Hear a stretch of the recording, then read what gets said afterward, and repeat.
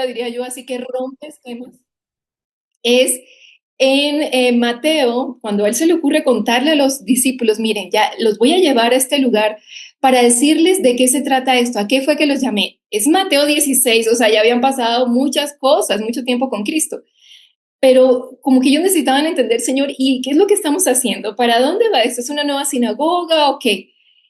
¿Cómo nos debemos percibir como iglesia? Ahí en Mateo 16, Jesús rompe un paradigma a los judíos a quienes él está llamando, porque ellos tenían en mente una organización y un templo.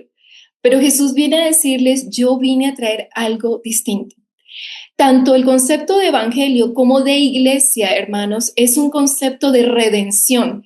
Jesús intencionalmente tomó conceptos seculares, plenamente seculares, gubernamentales, del imperio opresor de Roma, traídos de Grecia, que Grecia para los judíos significaba corrupción, corrupción, corrupción total. Y Jesús toma esos conceptos para anunciar su reino. ¿Qué está queriendo decir? De lo que ustedes tienen y de todo lo que está sucio, corrupto y los oprime, yo voy a hacer algo que pareciera que coincide con ellos, pero es solo para romper, pero es superior. Es de una altura mayor. Cuando la Biblia habla de evangelio, la palabra evangelium es una palabra que habla romana, es una palabra, bueno, es griega, pero usada en Roma, para hablar de que el anuncio del nacimiento del sucesor de un emperador, imagínate, del anuncio de las victorias de un emperador, victorias militares. Y Jesús toma ese concepto para referirse a su reino, a su anuncio. ¿Qué está haciendo Jesús? Está redimiendo un concepto secular que la gente ya lo tenía claro en su mente y ahí le está metiendo la levadura del evangelio. Le está diciendo, eso es lo que ustedes conocieron, yo tengo un estándar superior, un reino mayor, hay un emperador, más que un emperador, un salvador que será rey, pero él no muere. Hay una victoria también sobre una opresión, pero no es la que ustedes están viendo físicamente. Esto viene a un nivel más arriba. Enfóquense en algo superior. Ese fue el anuncio de evangelio. Y ahora con la iglesia. Les dice entonces, y ustedes son eclesía. ¿Y qué significa eclesía? Eclesía era un concepto, es una palabra griega usada por los griegos, que también luego la tomaron los romanos. No quiero aburrirlos con historia, pero es que es importante y además es interesante cómo el Señor se mete a la cultura y nos enseña, ustedes pueden redimir culturas y tienen que hacerlo, redimir ciudades. Cuando Jesús les dice en Mateo 16, sobre todo miremos el contexto, los lleva a Cesarea de Filipo. Cesarea de Filipo es un territorio de mayoría gentil. Y ahí Jesús los lleva.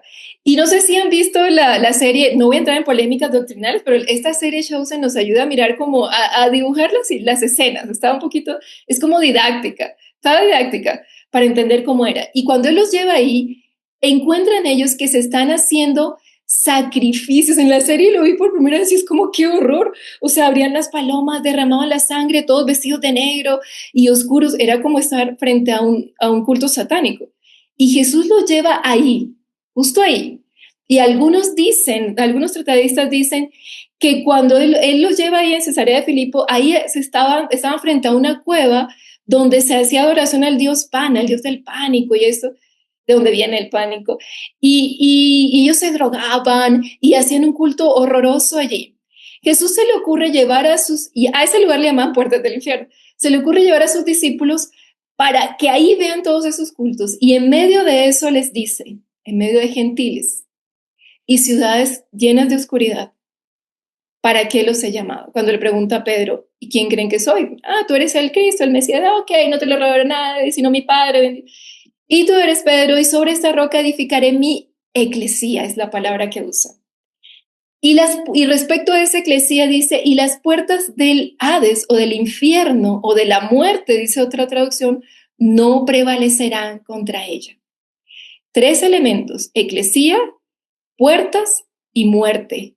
Podríamos decir un cuarto, no prevalece. Ahorita vamos a estudiar qué quiere decir todo esto para que tú y yo sepamos quiénes somos y por qué es que nosotros podemos hacer que Cristo sea el deseado de las naciones.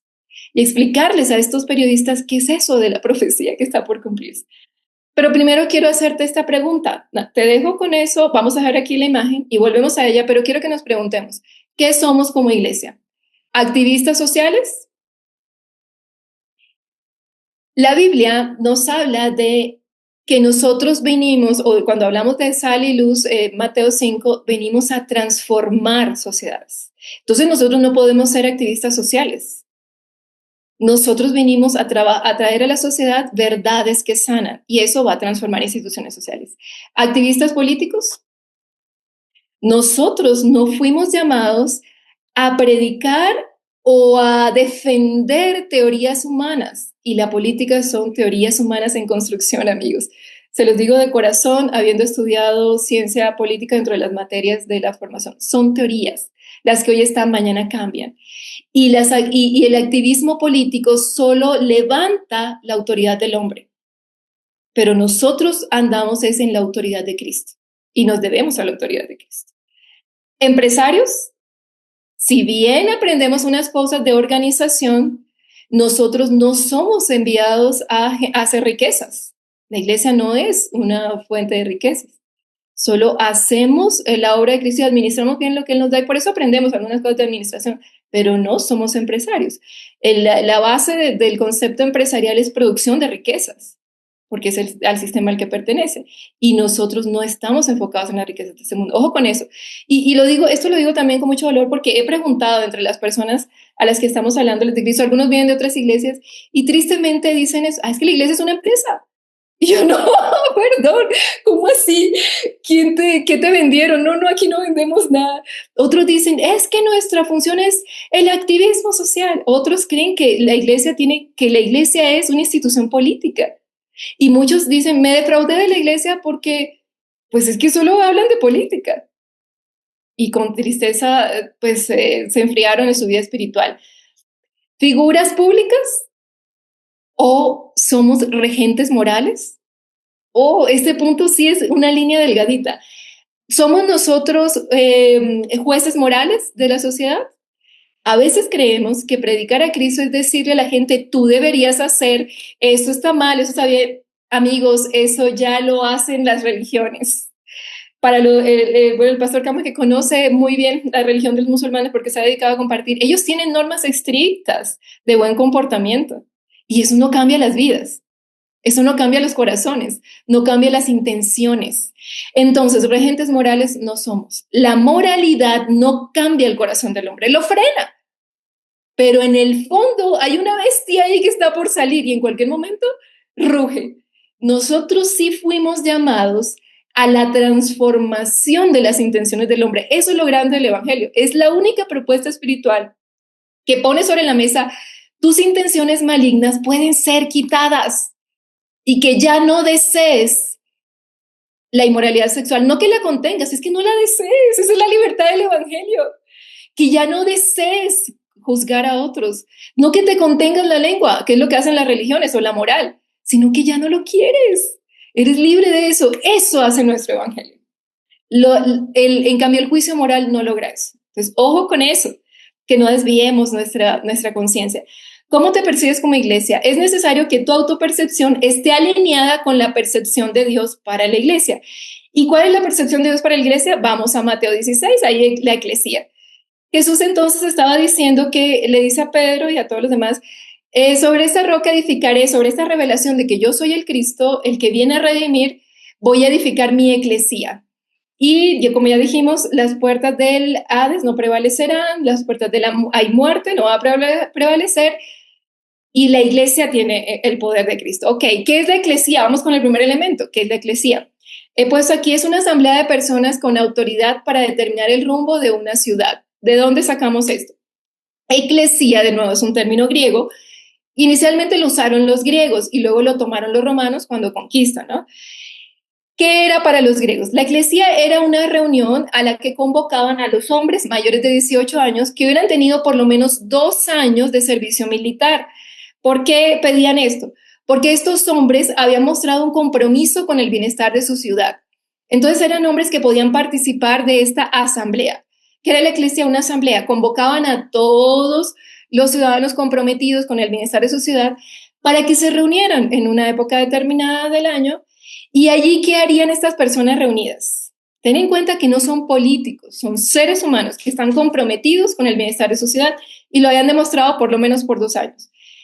A ellos los llaman para que hagan esto, para que elijan a los magistrados que luego van a elegir a los senadores que harán las leyes de la República. Pero también otra cosa, que esto es lo que más me impactó. Ellos debían llevar a esa reunión propuestas de legislación, propuestas de leyes sobre asuntos que sus ciudades estaban viviendo. ¿Para qué? Para traer soluciones a sus ciudades, para traer bienestar a sus ciudades. Jesús entonces le está diciendo a los discípulos conocían la iglesia, porque la veían funcionar constantemente en todo el territorio de Israel, ya que Roma conquista a Grecia y Roma también conquista a Israel, y lo mismo hacen en el pueblo de Israel. Ellos conocían bien esta figura. Dicen algunos tratadistas que por eso es que Jesús no habla tanto acerca de cómo plantar iglesias, porque con la imagen de una eclesía, ya le estaba dando a los discípulos claridad de qué es a lo que se estaba refiriendo. Ellos conocían esto de día a día. Entonces, ¿qué está diciendo Jesús? Sobre la revelación de que yo soy el Cristo, voy a construir con ustedes una asamblea de personas. Tengamos claro esto, personas, andantes, personas que están en la ciudad. Con autoridad, van a tener mi autoridad, por eso lo menciona en Mateo 28, toda autoridad me ha sido dada en el cielo y en la tierra. Los que se reunían en la iglesia tenían autoridad para dar leyes. Y esas leyes que buscaban el bienestar de su ciudad. Es decir, ellos conocían qué cosa les duele a mi ciudad, estaban en contacto con la ciudad y proponían soluciones, proponían salidas. Jesús está diciendo, ustedes serán mi asamblea en todas las naciones, llenos de autoridad para que ustedes determinen el rumbo que va a tomar esa ciudad. El rumbo de tu ciudad y de la nación depende de nuestro ejercicio de esa autoridad espiritual que Cristo nos da. Por eso es importante que nos veamos como redentores de naciones. Teniendo esto en mente, vamos a mirar, era como el Congreso, sí, pero no tenían ese no era un núcleo cerrado. Y ellos llevaban soluciones. Y eso somos tú y yo, eso es en lo que quiero que nos enfoquemos. Entonces, esta eclesía tenía 6 elementos que vamos a mirar, o Jesús nos percibía como eclesía para que nos integráramos con estos 6 elementos. Es una asamblea de personas con autoridad para determinar el rumbo de una ciudad, tomar decisiones de bienestar. ¿Para qué nos ha sido dada la autoridad? Para buscar el bienestar de nuestra ciudad. Ojo con esto, que sean salvos, que sean sanos, que sus ojos se abran para ver a Cristo. ¿Cuál es el bienestar de una nación o de un ser humano o una ciudad? Es Cristo. Es conocerlo a Él, es saber la verdad de Cristo. Y tú y yo somos los que abrimos el camino a que tu ciudad conozca esa verdad de Cristo. Ahorita vamos a aterrizar el cómo lo hago. Entonces les decía que había un DJ en ese café. Y yo tengo mujeres que les voy a hablar de Cristo. Cualquiera diría, no, me dijeron, ay, no, vámonos. Y el Señor me dice, no, aquí. Para resumirles el asunto, estaban de aniversario. Por eso no estaba ese elemento de música cuando yo fui a hacer la inspección ocular, para que fuera un ambiente dedicado, tranquilo.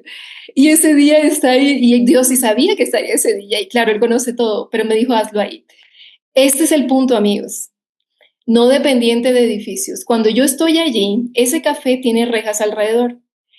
¿Creen ustedes que qué podría llamar más la atención de la gente alrededor? ¿La música o una predicadora de Cristo? La música debería llamarlos más la atención. ¿Qué creen, amigos? El café era para mujeres. Y me dicen, Clau, mira alrededor.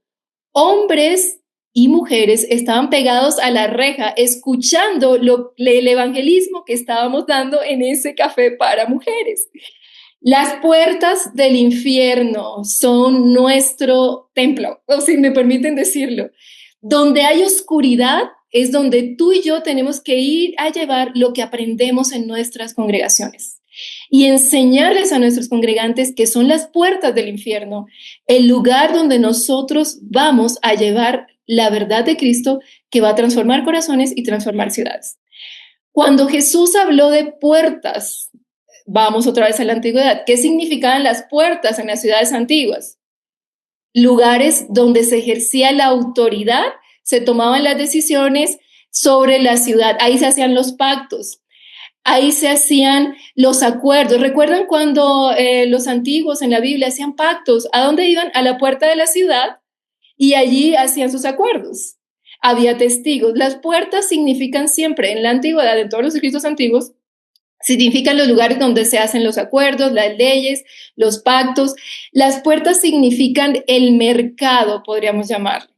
El mercado en la antigüedad era donde se tomaban las decisiones de gobierno, allí mismo se hacían las relaciones de comercio y allí también se educaba. Eso todo sucedía en las puertas de la ciudad, que es lo que hoy podríamos decir como los lugares centrales, el centro podría ser en nuestras ciudades o lugares de centros administrativos. Eso era. Por eso Jesús habla de las puertas del infierno.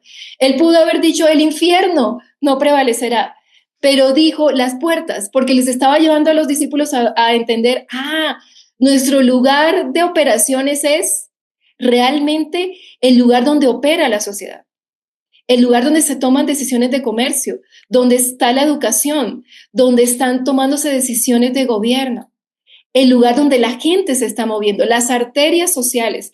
Allí es donde nosotros vamos a poder traer la luz de Jesús para presentar soluciones de bienestar a nuestra ciudad.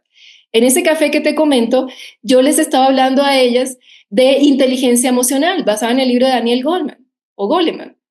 Pero yo solo usé ese gancho para decirles todo esto que Daniel presenta aquí, la Biblia ya lo hablaba y les mostré los versículos bíblicos.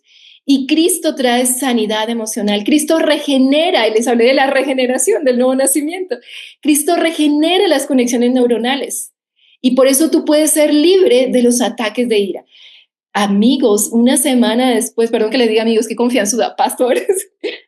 Un mes después, una niña me dice, ay, no sabes, después de eso, ella viene de un ambiente de mucha violencia, son personas de mucho dinero, pero son muy arrogantes. Venía en la carretera y alguien me golpeó y increíblemente Dios venía hablando conmigo de lo que aprendimos y me bajé de ese auto y no sé, en otra ocasión yo le hubiera dicho, usted no sabe quién soy yo, no sé qué, y le hablé con tanta compasión a esa persona y todo se solucionó muy fácil. Creo que Dios cambió mi corazón, me ha sanado de la ira. Esas son las puertas del infierno, donde nosotros vamos a ir a que eso no prevalezca más y la gente sea sanada. Opera 24/7. Porque constantemente la iglesia, ahorita vamos a ver cómo puede operar 24/7, no estoy hablando de oración 24/7, que es bastante polémico, estoy hablando de que nuestra acción con lo que hacemos con las personas, en lo que vamos a aprender ahorita, puede estar operando la eclesía 24/7, incluso cuando unos descansan, otros están operando, constantemente está llevando vida. En el mercado, ya les expliqué, y el efecto ¿cuál es? Impactar a todos y todo. Este punto es importante. Sé que tenemos claro impactar a todos, pero también cuando proclamamos el evangelio, los ambientes espirituales de los lugares cambian. En ese lugar que te digo, fueron bajándole la música y la gente estaba escuchando lo que estábamos enseñando. Hablamos del avivamiento de la calle Azusa, la famosa calle Azusa. ¿Cómo dicen que cambió? La delincuencia se retiró porque se está poniendo un nuevo ambiente espiritual. Esa es nuestra autoridad superior que nos dio Cristo, la autoridad espiritual para gobernar. Es así como gobernamos naciones. Seguimos entonces para que nos rinda el tiempo. Siempre digo, pastor, no me voy a demorar, pero voy a tratar de hacer mi mayor esfuerzo. El objetivo entonces es introducir la levadura del reino en la fibra social. Las puertas del infierno son la fibra social de una ciudad que impactará a una nación. ¿Y cuál es esa levadura? El evangelismo. El evangelismo es nuestra levadura que debemos mantener bien pura para que pueda permear, contaminar la fibra social. El punto principal aquí entonces es que hay un adulto en la casa. Cuando hay una eclesía, una asamblea de personas con autoridad dada por Cristo para traer soluciones a la vida de una ciudad, para traer salvación, soluciones de salvación a una ciudad, de redención, hay un adulto en la casa. Y tú y yo somos el adulto en la casa. ¿Qué significa eso de adulto en la casa? Una persona que tiene autoridad espiritual para transformar el clima espiritual de una ciudad, para que esa ciudad permita discipular personas y por lo tanto redimir la ciudad. ¿Cómo es un adulto en la casa? Un adulto en la casa es el adulto no se queja. El adulto, todos los que estamos aquí somos adultos, el adulto no se deja ver llorar de los niños, ¿cierto? No, que no me vean llorar, que no me vean llorar. El adulto siempre tiene propuestas. El adulto vigila. El adulto toma medidas, toma soluciones. El adulto es el responsable. Ahorita que yo les digo que me casé, yo antes era toda la noche, tenía que hacer todo el recorrido del gas, la luz, las ventanas, no sé qué. Ahora me puedo dormir tranquila porque hay otro adulto en la casa. Digo, José, mi amor, ya recorriste todo. Sí, ya cerré el gas, ya no sé qué. Ay, qué bueno que haya un adulto en la casa. El adulto arregla todo. No, está bien así, que sigamos así. Si les molesta estar sin cámara, me cuentan, ¿no? Y probamos si volvemos a poner la cámara. Entonces, el adulto en la casa es el que vigila. ¿Cómo es la autoridad de la eclesía en la casa que es la ciudad? Estar vigilando qué sucede en la ciudad, qué necesidad hay, qué habrá en el corazón del Padre para este nuevo fenómeno que está sucediendo en la ciudad. ¿Qué quiere traer el Padre? ¿Qué se está moviendo espiritualmente en mi ciudad que está trayendo de repente tanto aumento de violencia? El clima político está lleno de violencia, muerte. ¿Qué está sucediendo espiritualmente para velar y orar y hacer retirar la atmósfera de tinieblas? El adulto vigila y el adulto pone el clima espiritual de la casa. Eso es a lo que tú y yo hemos sido llamados. El adulto determina el clima de la casa. Por eso somos una autoridad espiritual para transformar el clima espiritual de una ciudad. Lo vemos en Mateo 16, 18 al 19, Jesús sigue diciéndole, en el verso 19 era el siguiente que les comentaba, Jesús dice, acto seguido de que son una eclesía, una asamblea, autoridad, van a transformar ciudades, no los dejo sin herramientas, les doy las llaves. Entonces habló de abrir y cerrar. Ustedes, y a ti te doy las llaves del reino, para que todo lo que abres sea abierto y todo lo que cierres quede cerrado, para abrir y cerrar. ¿Qué significa eso? También otro término jurídico de aquella época. Abrir era permitir, jurídicamente en un juicio se permite, se sentencia esto, o cerrar era prohibimos. Tú y yo estamos llamados espiritualmente, hermanos, y yo creo que este es el despertar que Dios quiere darnos con nuestras oraciones sobre la ciudad, y aquí vamos aterrizando. ¿Cómo traigo el clima a mi ciudad? Ora por tu ciudad. Ora por las ciudades que Dios te está entregando. ¿Cuántos en nuestro devocional al despertarnos estamos orando por la ciudad? Solo oramos quizá por la iglesia. Yo sé, a veces tenemos tanto por qué orar por mí, porque el Señor me haga más cercano a Él. Eso está muy bien. Pero tenemos que integrar un elemento que es nuestra identidad como eclesía, como iglesia, es orar por la ciudad. Se nos envió a determinar el clima espiritual de la ciudad. Y me dirás, Claudia, ¿y eso tiene sustento bíblico? Sí, tiene sustento bíblico. El Señor oró por Jerusalén y profetizó lo que vendría sobre ella. Recuerda, oh Jerusalén, Jerusalén, cómo quisiera verte, como la gallina junto a sus polluelos, no sé qué. Y oró por ella y clamó por Jerusalén. También los profetas, las profecías a Edom, las profecías a Moab, todos los profetas nos dan esa claridad de que sí Dios envía palabras proféticas para las ciudades, porque nuestro Dios así es como abre los ambientes, los caminos para su reino. Entonces, hermanos, hoy quiero llamarles a tener claro algo. Tú y yo tenemos la responsabilidad de ser el adulto en la ciudad, el que profetiza sobre la ciudad. Señor, abre los cielos, bendecimos esta ciudad con sed de ti, con gracia para conocerte, Señor. Todos los que están en la referencia de haber participado en los avivamientos que les comenté, ellos tenían, estoy leyendo ahorita el libro de bibliografía de grandes cristianos, ellos tenían tiempos para orar por las ciudades. Así que ellos abrieron los caminos espirituales de las ciudades. Y aquí quiero traer algo también para nuestros hermanos que están en Veracruz. Yo le decía a Pastora Fabi, yo creo que Dios lo va a usar para traer un gran avivamiento. Y estudiando, vi que pasó en Filipinas, en Tailandia, perdón, con aquel gran tsunami que hubo, recuerden que se llevó todo. El doctor Edgardo Silvoso, que es una de las personas a las que he estado estudiando para investigar estos temas, comenta cómo allí hubo después de eso un despertar espiritual. Las iglesias muy pequeñas estaban en Tailandia y muchos pastores estaban frustrados cuando llega este tsunami. Claro, llegan ayudas de todo el mundo pone los ojos en Tailandia. Y ellos se despiertan, esto todo fue Filipinas, Tailandia, se despiertan, comienzan las iglesias, cuando reciben las ayudas, a ser centros de acopio y comienzan a unirse. Y la gente empieza a ver a la iglesia como respuesta. Y ellos aprovechan, se despiertan. Entonces dicen, la gente quiere oírnos, porque la gente estaba viendo en ellos respuestas materiales, ¿no? pero entonces ellos aprovechan para traer respuestas espirituales y comienzan a orar porque hay un avivamiento, porque se abran los cielos, y iglesias que no tenían más de 50 personas pasaron a ser de más de 1,000 personas. Se les abren los ojos para ver la necesidad de la gente, y ellos comentan que un pastor, llaman ahí el pastor Brian, dice en el libro, no recuerdo su apellido, pero lo encuentran en ese libro de Ministerios de Transformación. Cuando se acercó a la gente, comenzó a ver el dolor de la gente. Y dentro de esas personas que conoció a una señora que practicaba la brujería. Cuando viene todo ese tsunami, no, qué brujería, no queda nada para practicar. Esa señora no está bien económicamente, obviamente no está dando fruto su trabajo, se enferma de cáncer, y el pastor llega, claro, la ve, en otra situación hubiera estado como apartado, ¿no?, de ella. Pero esto trajo como una cohesión social, esta situación, el fenómeno.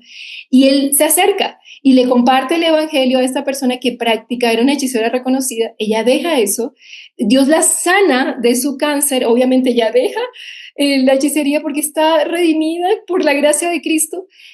Y ella dice, ¿y ahora qué voy a hacer? Y el pastor le muestra una solución. Esto es parte de lo que había dejado para el punto 4, pero ya lo adelanté, que son las soluciones sociales, la empatía social. Y el pastor le compra un carrito, bueno, de las ayudas que le llegaron, había como un carrito de helados, como para almacenar cosas. Y él dice, pues démosle este carrito. Y le da el carrito para que ella haga helados y los venda. La señora, convertida a Cristo y agradecida con su carrito de helados, recibe del pastor esta revelación que hoy les estoy dando. Tú eres la iglesia de Cristo. Ahora llevarás la vida de Cristo. No vas a vender paletas, con esto lleva la vida de Jesús. Y ella comienza con sus paletas a conectar con la gente y dice, cada paleta es una oportunidad para que conozcan a Cristo. Y usa las paletas para decir, gracias Dios, porque tú vas a bendecir a esta señora, y así en voz alta. Y la gente comienza a preguntarle acerca de qué es eso de Cristo, no sé qué, y convierte a muchas personas, 700 personas, la vendedora de paletas. Ese es el impacto de saber que somos eclesía y hacerle saber a mi iglesia que ellos son eclesía, que ellos llevan la autoridad de Cristo y ponen el ambiente en la ciudad. No son solo paleteros, son transformadores de ambientes sociales. Para resumir, esta señora no solo le compartió a 700 personas, de esas 700 personas uno era el gobernador. El gobernador termina yendo a la iglesia. Ella le insistió en venderle una paleta hasta que le dice, hombre, ¿qué es lo que quieres con estas paletas? Y le vende la paleta y el gobernador va a la iglesia, y entonces la iglesia tiene oportunidad de traer proyectos sociales a la ciudad. Creció esa iglesia de menos de 50 personas. Dios le dio a este pastor en un congreso la revelación de la iglesia, y le dijo, regresarás y verás, lo que dio fue el tsunami. Pero después del tsunami, la iglesia expandida. Entonces, esto yo lo proclamo para Veracruz, así va a ser. El Señor va a traer un tsunami de su gloria. La iglesia tiene las llaves del reino que pueden abrir y cerrar puertas que nadie se atrevería a abrir. ¿Ok? Entonces, pero para usar estas llaves, ¿qué debo hacer? Ir a las puertas de la ciudad. Ya lo habíamos visto, las puertas del infierno. Las puertas representan el corazón de la ciudad, el centro de operaciones vitales de una ciudad, o sea, el mercado. Ahí, ¿para qué vamos? Para transformar una ciudad, una nación, hay que cambiar el corazón de la ciudad. Y el corazón de la ciudad es el lugar donde se toman todas las decisiones. La educación, por ejemplo, pensemos en eso. La educación permea a los niños cuántas horas entre semana. Allí hay que permear con el evangelio. Ahí es donde tenemos que ir a conectar con las puertas del Hades para que se retiren y prevalezca la iglesia. El corazón de la ciudad es el centro de todas sus funciones. Cuando hablamos del corazón, hablamos de la ciudad, de la educación, que es donde se forma la cultura, el comercio, que está relacionado con el trabajo de la gente, enseñarles a nuestros congregantes que donde van a trabajar cumplen con su función, pero en los tiempos libres úsenlo para traer el ambiente de Cristo. Úsenlo para hacer de eso una célula de Cristo, una iglesia que surja ahí. Claro que sí. Pastores empresarios, o sea, tu empresa es una iglesia también. Mi esposo me contaba que estuvo aquí en Colombia en una empresa donde, sin obligarlos, todas las mañanas a las 8 de la mañana había devocional. Y no eran todos cristianos. Contrataban gente no cristiana, porque ese es el punto. No cristianos, para que invitarlos al devocional si gustan. Y mucha gente conoció a Cristo ahí. Que tu empresa sea una iglesia. Eso es permear. El gobierno, y obviamente en el gobierno formar líderes para que vayan y lleven esa verdad de Cristo. Entonces vámonos, porque creo que tengo que cortar para el receso y nos vamos. Entonces nuestra primera herramienta es la autopercepción correcta. ¿Qué soy? La eclesía. ¿Qué son los que estamos disciplinando? Eclesía. Personas con autoridad para una asamblea de personas con autoridad para poner el ambiente espiritual. Entonces vamos a orar por las ciudades, vamos a orar por abrir el clima espiritual y vamos a hacer que ellos sepan que cuando van a trabajar no van solo a trabajar, van a ser los que ponen el clima espiritual ahí, a traer la verdad y la luz de Cristo al lugar de trabajo, porque es que es allí donde se redime la ciudad. Eso es mucho más glorioso que pretender traerlos todos los domingos. O sea, hacemos un esfuerzo titánico en llevar a los domingos a una reunión. Es mucho más leudable el mercado. Pero hay que enseñarles quiénes son y creer nosotros la autopercepción correcta, alineada con lo que Cristo dijo. Asamblea que pone el clima y hace retirar el infierno, las puertas del infierno. Y Lucas 10, 17 al 18 muestra que la iglesia puede cambiar el clima espiritual de una ciudad. Perdón que no lea todos los versículos, pues por tiempo y porque sé que estoy con pastores que ustedes se lo saben de memoria. Lucas 17, es para terminar el primer punto, 17 al 18 nos muestra que sí fue así. En Lucas, Jesús envía aquí a 70, dice, y envió otros 70, empieza Lucas diciendo, a que predicaran. En el verso 1 dice eso Lucas. Cuando habla de 70, Lucas 10:1, perdón, empecemos con ese. Ese versículo 70, esa palabrita que envió otros 70, para los judíos el 70 representaba las naciones. Era el número que ellos usaban para referirse a naciones. Las naciones son como 70. Recuerden que no tenían todo el conocimiento que hoy tenemos. Eso es una tradición judía. Entonces, cuando Jesús envía 70 y no solo los 12, Él está siendo intencional. Les está aterrizando a sus discípulos el concepto de eclesía. Son naciones. Los envío por naciones, vayan por naciones, por eso son 70. Por eso amplió de 12 a 70. La iglesia puede cambiar el clima espiritual. ¿Qué pasó con estos 70? Que no eran solo el círculo cerrado de 12, para que tú y yo tengamos claro. Y yo le decía eso ahorita, hace poco prediqué a unas mujeres en la iglesia del Pastor Domingo, que muy gentilmente se arriesgaron a invitar. Y les decía, ¿saben que el Pastor Domingo es una labor titánica? ¿Qué iglesia tan impresionante la que tiene? Pero la Biblia realmente muestra que la obra del Evangelio la hacen los congregantes. Son ellos los que tienen la responsabilidad de expandir esto y que la iglesia crezca y se multiplique. Esos 70 fueron, dice el verso 17 y 18, y cuando regresaron dijeron, Señor, estamos asombrados. ¿Cómo los demonios huían y se nos sometían? ¿Y qué dijo Jesús? Sí, yo veía a Satanás caer como un rayo del cielo. Caía. ¿De qué está hablando Jesús? Algunos dicen, no, que está hablando de cuando de Ezequiel, no sé qué, pero el verbo que Jesús usa es un verbo imperfecto, que quiere decir mientras que. Cuando ellos le dicen, Señor, los demonios se nos sujetaban, Jesús está diciendo, mientras yo veía, ese veía es mientras que, mientras algo en el pasado sucedía, también a mí en el pasado me sucedió eso. Yo veía a Satanás caer del cielo. Jesús está diciendo una verdad espiritual de las llaves que ya les había comentado, y es, como ustedes fueron con mi autoridad y comenzaron a permear el núcleo de la sociedad, ustedes cambiaron el ambiente espiritual y la potestad espiritual que quería impedir que Jesús fuera y se revelara como el Cristo, caía del cielo.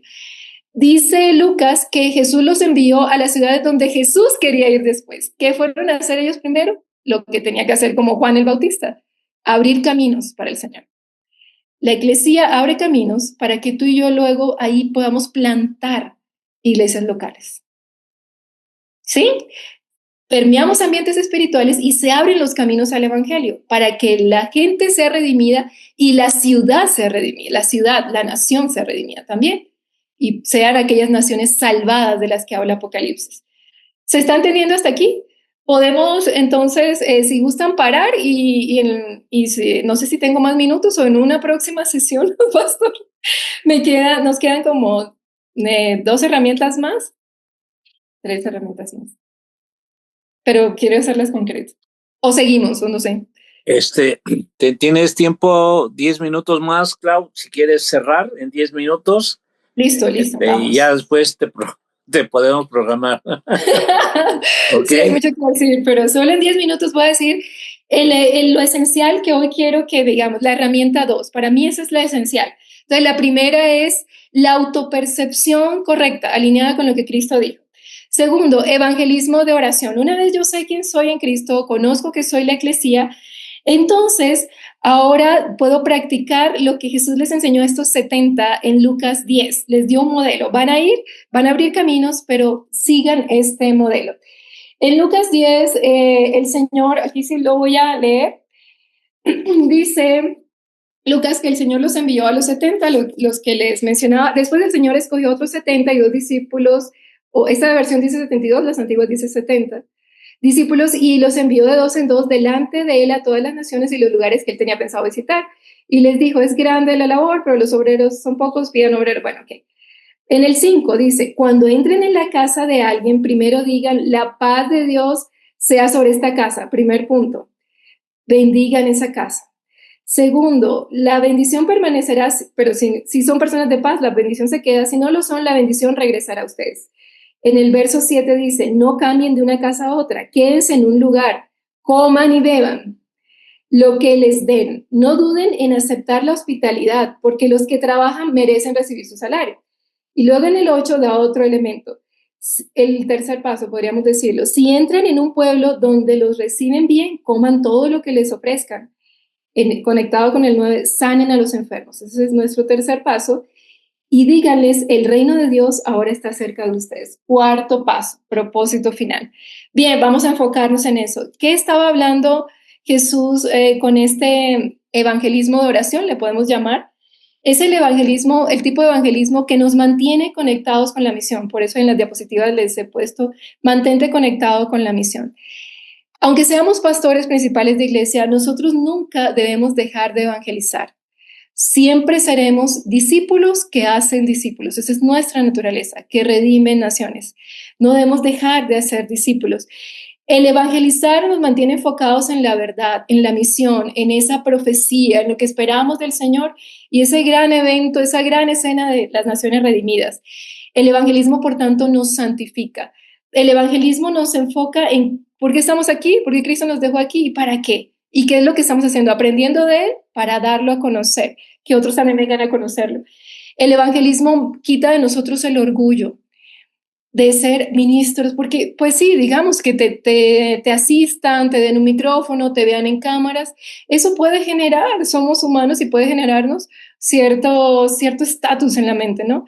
El evangelismo nos pone iguales, somos iguales y le hablamos al que viene a hacer aseo en tu casa, al que te viene a pintar tu casa, la puerta, ellos necesitan conocer a Cristo y qué lindo que sea un pastor el que se los presente o un líder de ministerio, de un ministerio influyente, alguien que se está formando. El evangelismo nos hace, nos libra de la indiferencia con el dolor de las personas y nos recuerda nuestro punto de partida. Es Cristo y todos estamos volviendo a ser discípulos de Él y a conocerle. Entonces, el evangelismo es una herramienta para que nos mantengamos enfocados y no nos desviemos de lo que Cristo nos envió a hacer. Recuerdo en esto al pastor en un congreso en Perú, estaba viendo a predicar al pastor Andrés Speaker y él decía, en un congreso de muchos líderes, él decía, Dios me está llamando, y eso fue hace poco, creo que hace un año o 2 años, me está llamando últimamente a tener un grupo pequeño con mis vecinos que no conocen, nos estamos alcanzando a muchos, pero mis vecinos, y a predicarles, a mostrarles a Cristo. Y eso realmente me ha vuelto al inicio, me mantiene enfocado. Y es verdad, el evangelismo nos mantiene enfocados, no nos descuidemos de eso. Ahora, entonces, ¿cómo es el evangelismo de oración? El modelo que enseña Jesús ahí, cuando empieza diciendo, cuando entren en una casa, digan, la paz de Dios venga sobre ustedes. Es el modelo de oración que abre caminos. Entonces, oración en 2 sentidos proponemos en este modelo de oración. Se trata de bendecir a la gente. ¿Para qué? Para que ocurran 2 cosas. Primero, la oración previamente y proféticamente. Ahí están las diapositivas. Oración previamente y proféticamente.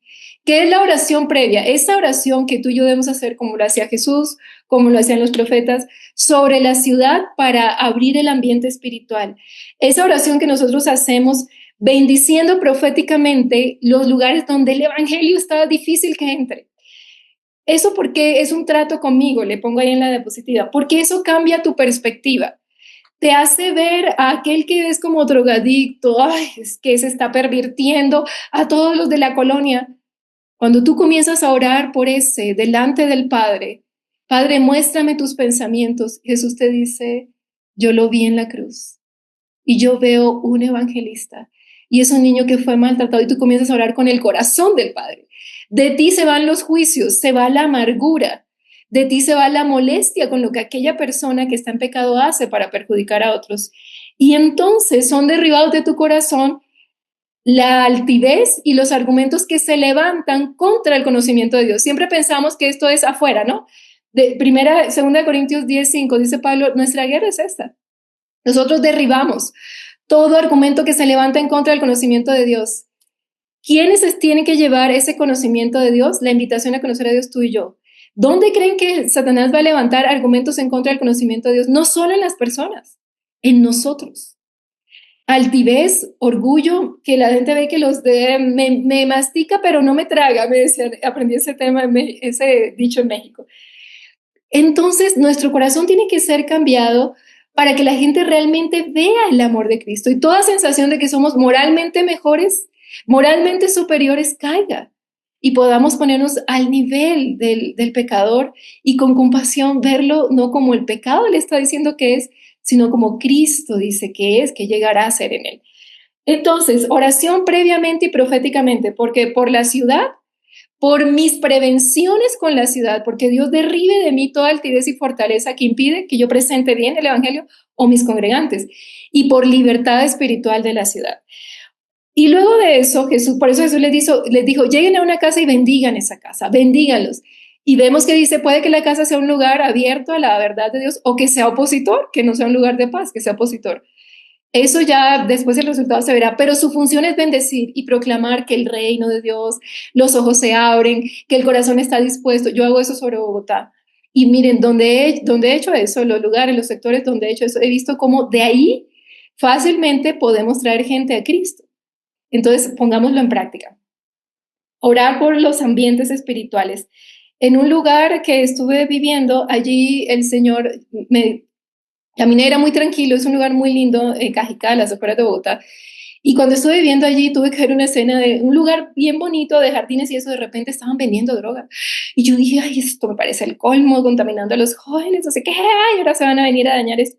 Y Dios me llamó la atención sobre esto. ¿Y para qué estás tú aquí? Yo te traje para eso, ora y bendice. Y comencé a orar y me dijo, ve y camina a ese lugar. Ay, no, señor, es que se ve peligroso, se está poniendo peligroso, ve y camina. Cuando yo comencé a orar y a proclamar el reino de Dios y libertad y bendición, paz en los jóvenes, no sé qué, una y otra vez caminaba como loca y me veían caminar. Un día después voy a hacer una diligencia y paso por esa calle y voy con una chaqueta amarilla y de repente veo que todos los que tenían, que uno sabe que están en delincuencia, lo que estaban vendiendo, me quedan mirando y era como que decían, ¿será que sí? ¿Me acerco o no me acerco? Y yo dije, ay, me asusté y yo, Dios mío, ¿qué está pasando? Y me regresé.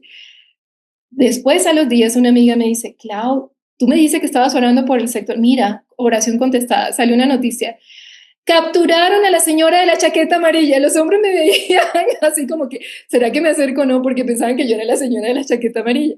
Una señora que se dedicaba a distribuir droga a los jóvenes para que vendieran no sé qué. Y ha caído la banda y se liberó el lugar. Amigos, sigue pasando, pastores. Liberemos la ciudad de las naciones para que entre el evangelio de Cristo con la autoridad que nos ha dado. Segundo punto de la oración, entonces, oración previamente y proféticamente. Me cambia a mí y cambia el ambiente. Oración por las necesidades de las personas, el trato con ellos. El modelo de evangelismo de oración implica que tú puedas llegar a ese punto donde cuando ellos te cuenten sus necesidades, te acercas a la gente, cuando te cuenten sus necesidades, orarás por sus necesidades para que Dios, esas necesidades más sentidas que ellos tienen, para que Dios obre allí. Y cuando tú oras por las necesidades de las personas, ellos van a tener expectativa por la obra de Dios, Dios obra y puedes presentarles el evangelio. Entonces Jesús dio 4 pasos. Lo primero es, nos acercamos orando previamente por liberar el ambiente. Bendigan, no maldigan. Es el primer paso que da ahí en Lucas. El segundo paso es, tengan comunión con ellos. Coman y beban, les dice. No se aparten. Coman con la gente, compartan con los vecinos. Enseñémosle esto a nuestros congregantes, a la eclesía que estamos formando. Coman con la gente, participen. ¿Qué onda con la persona que va a hacerte el aseo en la casa como pastores? Les hablamos de Cristo. Puedes prepararles un desayuno, servirles. Y cuando tú compartes la cotidianidad de ellos, ellos dicen, tú te interesas en mí. No eres solo alguien que conoce asuntos espirituales. Compartir con la gente hace que abran su corazón. Ministrenlos, oren por ellos. Cuando ellos ya comparten contigo, te van a contar, oye, imagínate que estoy ahorita complicado porque mi hijo, no sé qué, ya te abren el corazón. Ahora tienes un material para orar. Podría orar por ti, por esa enfermedad de tu yerno, de tu suegro. Podría orar por lo que tienes. Y cuando tú oras, el corazón del ser humano realmente se abre a la perspectiva espiritual y despierta sed de Dios. Y entonces Jesús dijo, después de que hayan orado, sánenlos, ¿no? Oren por sus necesidades, termina diciendo, ahora sí, proclamen el reino de Dios ha venido, proclamen el mensaje de salvación. Entonces son esos 4 pasos que propongo. La oración profética previa, bendigan, no maldigan, declaren lo que hoy no hay sobre ese territorio, sobre esas personas, para que lleguen a Cristo. Tengan comunión con ellos, coman y beban, acérquense a la sociedad. Luego de eso, seamos intencionales en conocer, en que ellos nos puedan darle confianza para que ellos nos puedan contar sus necesidades. Oremos para que ocurran milagros con fe, sanidades, y luego ahí sí proclamas, ¿por qué oro así? Porque mira que la Biblia dice que Jesús vino a liberar. Tercera herramienta para terminar, fidelidad al mensaje, mantenernos fiel al mensaje. Billy Graham, el gran evangelista, dijo cuando le propusieron ser presidente de Estados Unidos, no, nunca me rebajaría a tal función. Después de haber servido a Cristo, ahora dedicarme a asuntos de hombres. No rebajemos, no nos rebajemos. Nuestra labor es mayor que la de cualquier gobernante. Nosotros transformamos ambientes. El ejemplo de esto es Zaqueo. Jesús fue a comer con él. Jesús le habló de, eres aceptado, el mensaje del evangelio, aquí hay perdón, la salvación ha venido a esta casa. Y Zaqueo, ¿qué dice? Nadie le habló de moralidad. ¿Qué dijo Zaqueo? ¡Ah! Si yo le he robado a alguien, me imagino a todos mirándolo como, ay, todavía lo dudas. Le voy a devolver el doble, no sé qué. Viene el arrepentimiento. Por causa del evangelio se produce el cambio moral y se redime la ciudad. Entonces no dejemos que temas de interés actual nos roben nuestro mensaje esencial. Líneas políticas, a veces hablamos quizá mucho de liderazgo, pero el Señor no nos envió, es bueno, pero no nos envió esencialmente a hablar de eso, o de catálogos morales, o de sistemas organizacionales. Y recordemos esto, siempre fue primero Hechos 2, la multitud de discípulos, y después Hechos 6. Primero enfoquémonos en el crecimiento, en el impacto del evangelio. El Señor añadirá muchísimos y luego podremos aplicar los sistemas organizacionales. Hechos 2 fue primero que Hechos 6, que habla de organización. El evangelio tiene la capacidad, y cierro con esto, de transformar instituciones sociales destructivas. Lo hizo con la esclavitud y lo hizo con la discriminación femenina. Los apóstoles nunca se pusieron a ser activistas sociales de esto. Nunca se involucraron con líneas políticas. Eso aleja a la gente. Ojo con eso. Hay gente que, si tú defiendes una línea política, está cerrándole la puerta a la gente de la otra línea política. Y el Señor nos va a pedir cuentas por eso. Pablo, en sus cartas en Efesios 6, 5 y 9, por ejemplo, déjenme presentarles rapidito y cerramos. Él habla de la esclavitud y miren lo sutil que hace. El evangelio es esa manera de meter de verdad la levadura que cuando tú llevas el mensaje puro, él se encarga de permear y quitar la contaminación. La gente se arrepiente. En Efesios 6 está hablando de las relaciones y habla de los esclavos y los amos, ¿no? Primero le habla al esclavo en Efesios 6:5 y le dice, esclavos, ustedes deben ser respetuosos con sus amos, den respeto a sus amos, trátenle con honradez, bueno, sean respetuosos. Quiero resaltar esa parte.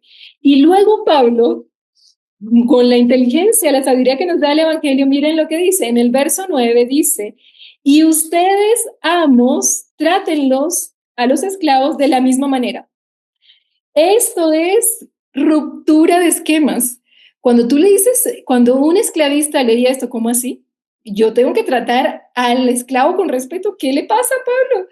Si es que eso es una cosa y no tiene ni alma. El evangelio permea estructuras muy sutilmente, las derriba y la sociedad cambia. Estas lecturas de estos pasajes, no sé si ustedes lo hayan leído así, imagínense, le dice al esclavo, honra y respeta a tu amo, y al amo le dice, trátalo igual. Cuando ellos leyeron eso, claro que tuvieron que arrepentirse de su clasismo y su desprecio por los seres humanos. Esto fue lo que dio lugar a movimientos de transformación, de eliminar segregaciones raciales en Estados Unidos. Estas lecturas del Evangelio. Discriminación femenina, 1 Corintios 14, 34 al 35. Pablo dice, está bien, no le permito a las mujeres que enseñen en la iglesia, pero una cosa, esto me encanta, esa astucia tenemos que tener nosotros. No nos pongamos con peleas, el Evangelio es poderoso. Como él da todo un tratado, no, la mujer viene del varón, el varón es gloria de Dios y todo, de que están unidos, no es lo que dice ahí. Pero en el verso 34 al 35 dice, la mujer no hable porque pues no está preparada, ellas no recibían educación. Pero cuando llegue a la casa, su marido debe enseñarle, que le pregunte a su marido y él le explique.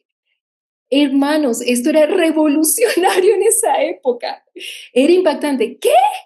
Yo, un pater familiar, voy a enseñarle a una mujer. Eso para aquellos hombres gentiles era como, eso es inadmisible, ellas no tienen ni cerebro, pensaban ellos. Sí, enséñale. Y el efecto de esto fue, el cristianismo fue el primero que abrió la brecha, abrió el camino para liberar a la mujer de ese desprecio social. Fue el cristianismo el pionero. El efecto de esto es que Pablo estaba ayudando a las mujeres a formarse. Ellas, cuando preguntarían, serían educadas y una persona educada ya no la puedes atar. Al punto que la persona que lleva la carta a los romanos es Febe, una mujer. Llevar la carta implicaría que tenía que explicar la doctrina de esa carta. Y hermanos, ustedes y yo sabemos qué significa la carta a los romanos. Es la base del Evangelio, es su estructura profunda.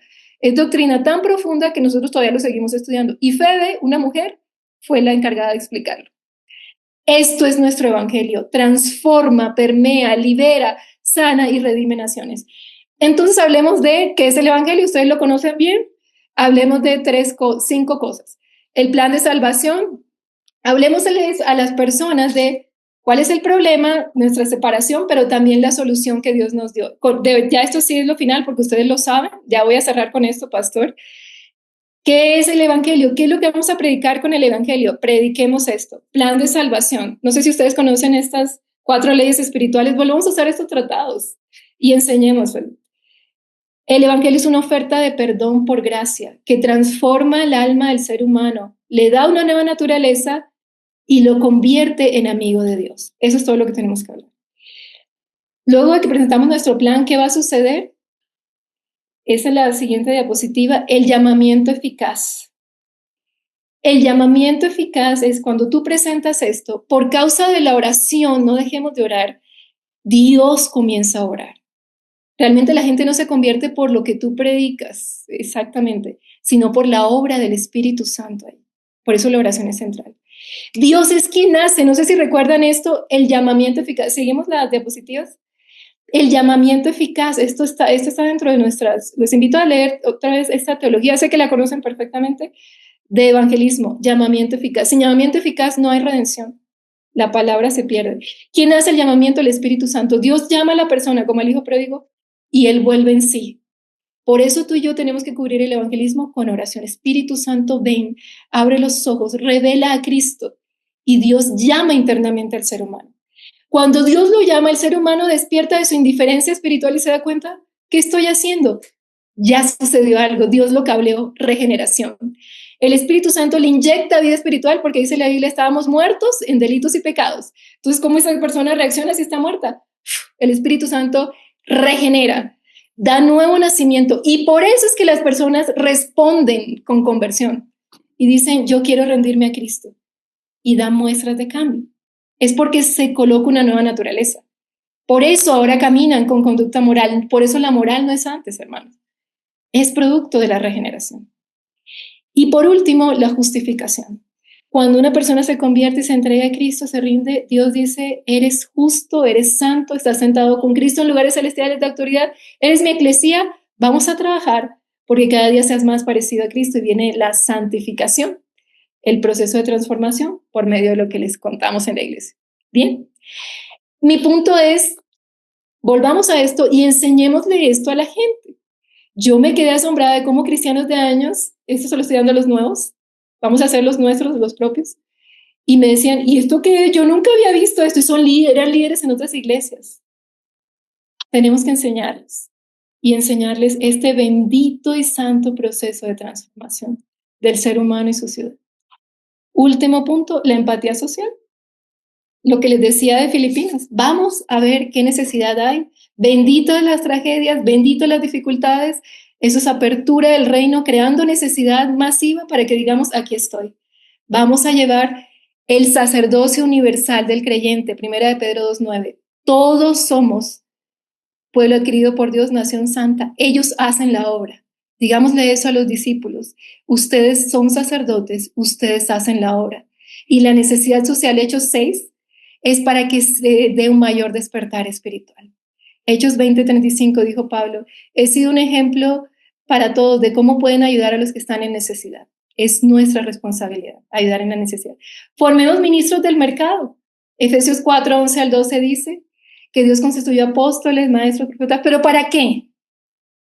Para que capaciten al cuerpo de Cristo, a toda la congregación, para que ellos hagan la obra de edificación. Los que hacen la obra masiva son ellos. Entrenémoslos, hermanos.